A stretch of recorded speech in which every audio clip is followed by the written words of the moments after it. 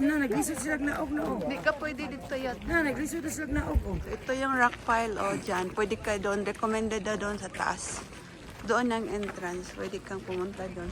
So, tara na. Hindi ka na yan. Dili pwede din aglan. Dito ka dapat mo agi. Kaya proper na aglan. Moraine Lake. Canoes doon din. May mga rest gift cafe doon. Cafe. Gift shops. So, ito yung ano lang.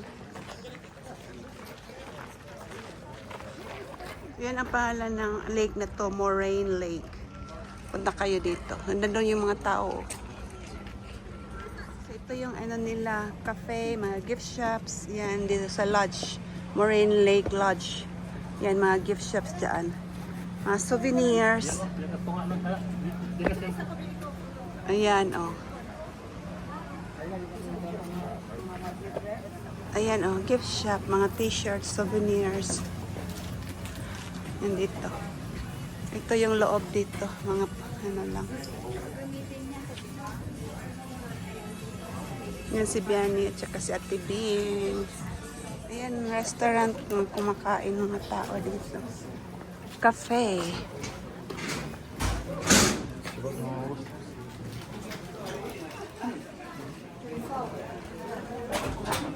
Ang banda is ano, magkakano yung gusto nyong magkano, kayak, sige, hiking.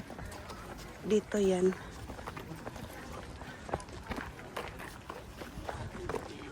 Canoe rentals.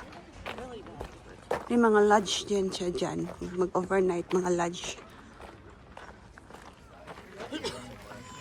Yung nagkakano. Ang ganda ng ano doon, no? Bukid or mountains. Yan sila. Tingnan ko magkano. 170 ata yan. Lodges ito.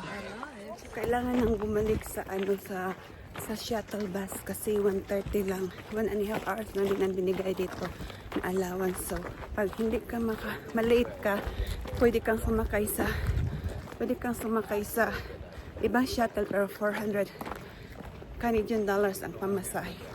So, sayang din kaya hindi na natin bumalik kasi maglakad-lakad pa. Kaya, yan lang. Thank you for watching. Bye!